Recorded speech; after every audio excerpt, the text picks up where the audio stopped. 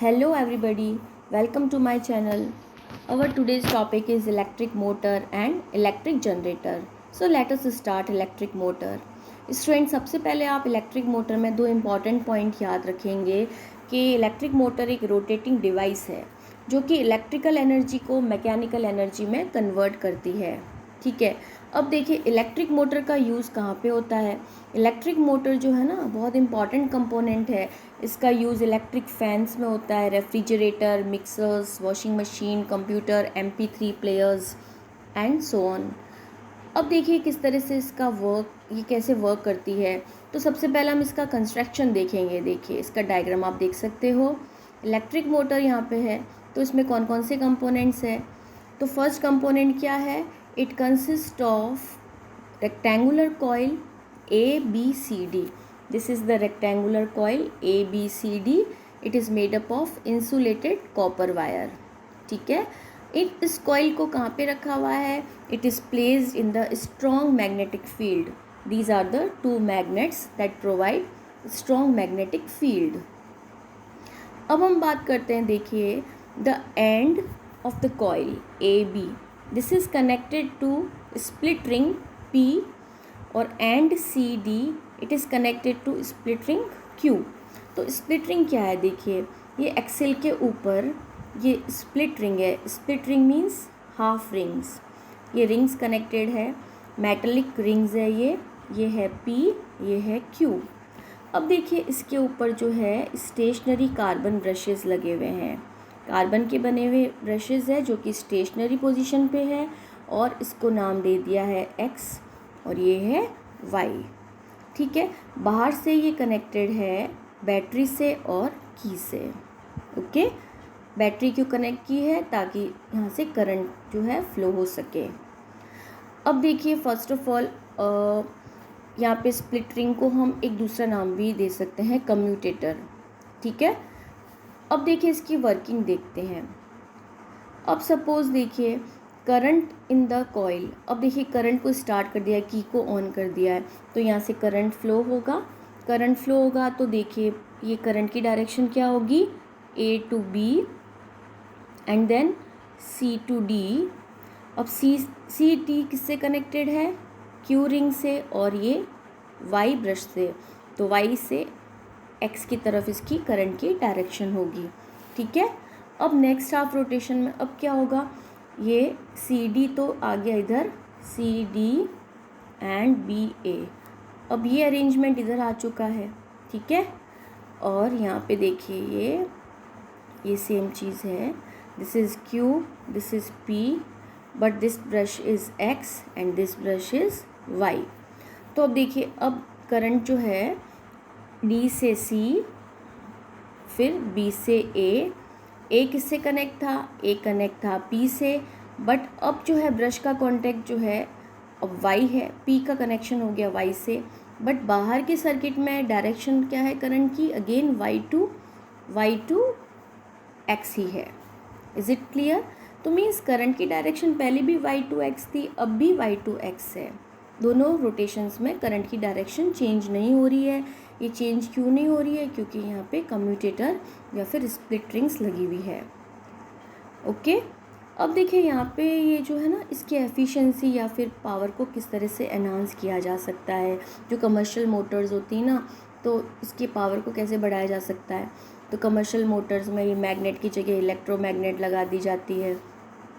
दूसरा, अब देखिए यहाँ पे कॉइल की जगह क्या होता है, यहाँ पे सॉफ्ट आयरन, उसके ऊपर कॉपर वायर को जो है रैप कर दिया जाता है, वाइंड अप कर दिया जाता है.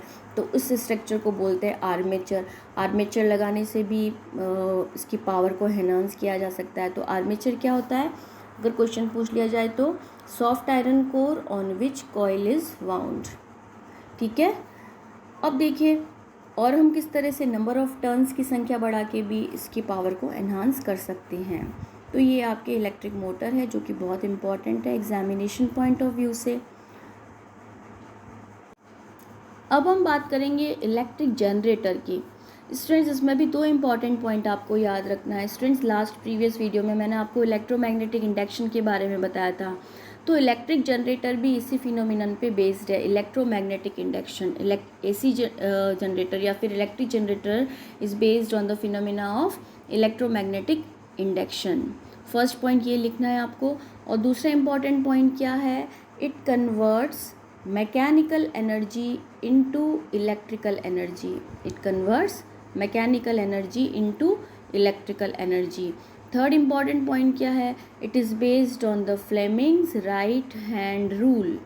ये 3 इंपॉर्टेंट पॉइंट्स आपको स्टार्टिंग में लिखने हैं। कौन से points, it is based on the electromagnetic induction, it convert mechanical energy to electrical energy. Third, it is based on the Fleming's right hand rule. Students Fleming right hand rule देख लेते हैं। देखिए Fleming right hand rule में ये figure आप देखिए, thumb shows the moment of conductor, first finger shows magnetic field की direction बताती है, मिडल फिंगर करंट जो इंड्यूस हो रहा है कंडक्टर में उसकी डायरेक्शन यहाँ पे बताता है। तो सबसे पहले इसमें हम देखते हैं कि देखिए कंस्ट्रक्शन, जिस तरह से मोटर में हमने कंस्ट्रक्शन पढ़ा था उसमें अब नेक्स्ट टॉपिक आप लिखोगे कंस्ट्रक्शन, ठीक है। तो कंस्ट्रक्शन में देखिए, कंस्ट्रक्शन में भी ये यही दे रखा है। देखिए it consist of rectangular coil A B C D, ये आपको दिख रहा है, this is the rectangular coil. 2 strong magnetic field है, ठीक है। अब देखिए एंड जो है ना इसका ए बी जो है, अब यहाँ पे देखिए 2 रिंग्स ले रखी है, this is the R1 and this is the R2। Axle पे 2 रिंग्स लगी हुई है। R1 जो है B1 से कनेक्टेड है। What is the B1 B1 and B2 are the carbon brushes. तो R1 से B1 कनेक्टेड है, R2 से B2 ब्रश कनेक्टेड है, ये आपको याद रखना है। तो 2 रिंग्स हैं यहाँ पे R1 एंड R2, और रिंग R1 पे ब्रश B1 कनेक्टेड है और रिंग R2 से B2 ब्रश कनेक्टेड है। अब आउटसाइड में हम देखें ना तो ये एंड जो है ना ये ए बी, देखिए मैं आपको डायग्राम से बताती हूँ, this is the end A B जो है ना ये ब्रश B1 से कनेक्टेड है। देखो ये पूरी रिंग है, ये रिंग कौन सी है, दिस इज़ R1, और ये यहाँ पे ब्रश कौन सा है B1। तो ये वाला एंड तो ये यहाँ से कनेक्टेड है। अब हम CD की बात करें ना तो CD किससे कनेक्टेड है, CD जो है ना ये आगे की तरफ देखिए, ये मैं आपको बताती हूँ यहाँ पे अच्छे से। CD का एंड जो है ना ये देखिए रिंग है R2 और ये कनेक्टेड है ये B2 से, this is connected to brush B2। अब बाहर की तरफ हम देखें ना तो ये बाहर जो है एक गैल्वेनोमीटर लगा हुआ है, दिस इज़ द गैल्वेनोमीटर। अब ये भी क्वेश्चन आता है गैल्वेनोमीटर का, ये गैल्वेनोमीटर इंस्ट्रूमेंट क्या करता है, it detect the induce current, ये करंट को डिटेक्ट करता है, उसकी प्रेजेंस को बताता है, ठीक है। तो हम देखेंगे बाहर के सर्किट में B2 B1 ये बीच में गैल्वेनोमीटर लगा हुआ है। अब देखिए इसमें मेन चीज़ क्या है, अब वर्किंग अब जब पढ़ेंगे ना तो वर्किंग में देखो ये जब कॉइल मूव होगी ना तो ये ब्रशेस भी साथ साथ मूव होंगे रिंग्स के साथ, ठीक है। ये इंपॉर्टेंट पॉइंट आपको याद रखना है। तो चलिए इसकी वर्किंग देख लेते हैं। अब ये क्या करती है, मैकेनिकल को इलेक्ट्रिक एनर्जी में कन्वर्ट करती है ना। तो क्या होता है जब इसको कॉइल को हम मूव करेंगे, ठीक है, अब इस कॉइल को हम मूव करेंगे ना तो ए बी जो है, ए बी से देखो इस तरीके से, these are the magnetic field. अब ये ए बी अगर ऊपर आया है, ठीक है, ए बी ऊपर आया है तो देखिए मूव कर रहे हैं हम, तो क्या होगा, मैग्नेटिक फील्ड लाइंस इससे क्रॉस होगी ऊपर, इन सेंस हम कह सकते हैं परपेंडिकुलर, ठीक है। It is if A B is cap perpendicular to the magnetic field, तो मैग्नेटिक फील्ड लाइंस इससे पास होगी। मैग्नेटिक फील्ड लाइंस के पास होने से क्या होगा, करंट इंड्यूस्ड होगी, करंट इंड्यूस होगी तो करंट का डायरेक्शन क्या होगा, देखिए करंट का डायरेक्शन होगा A to B and then C to D। अब देखिए D किससे कनेक्ट थी, B2 से कनेक्ट था, और बाहर B2 से अब करंट जाएगी किधर, गैल्वेनोमीटर में डिफ्लेक्शन होगा और करंट जाएगी B1, तो ये B2 से B1 हो गया। अब हम दूसरे हाफ रोटेशन की बात करें, दूसरे हाफ रोटेशन में क्या होगा, CD ऊपर आ गया, ठीक है, CD ऊपर आ गया। अब करंट की डायरेक्शन क्या होगी, D to C and then B to A, okay. अब A एंड किससे कनेक्ट था, A एंड कनेक्ट था रिंग R1, रिंग R1 और ब्रश B1 से। तो अब करंट की डायरेक्शन क्या हो जाएगी, B1 to B2, means current की डायरेक्शन चेंज हो रही है।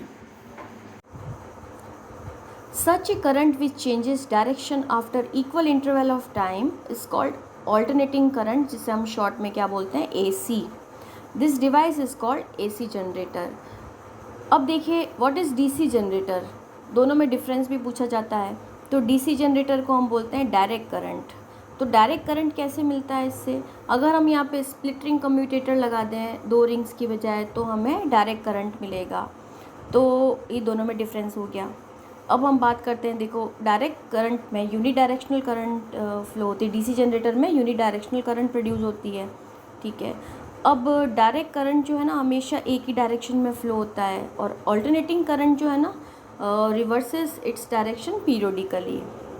Most power station constructed these days produce AC, ठीक है, ज़्यादातर एसी ही प्रोड्यूस होता है। इंडिया में एसी की डायरेक्शन चेंज होती है एवरी 1/100 सेकेंड, ठीक है, और उसकी फ्रीक्वेंसी आपको याद रखनी है 50 hertz. It's very important. And important advantage, ये भी क्वेश्चन बन सकता है, what is advantage of AC over DC, is that electric power can be transmitted over long distances without much loss of energy. Energy का loss बहुत कम होता है in the AC as compare to DC. So this is all about AC generator and electric motor.